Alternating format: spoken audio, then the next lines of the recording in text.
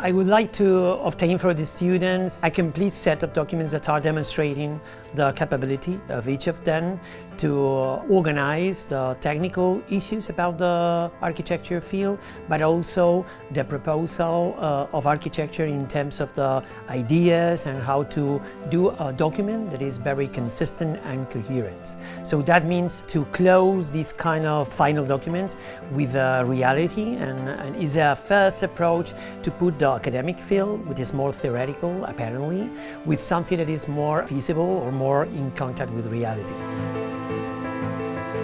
I would like them to have an holistic approach to their projects, from the first ideas to the final material and constructive resolution of them. And trying to be very coherent in those different stages.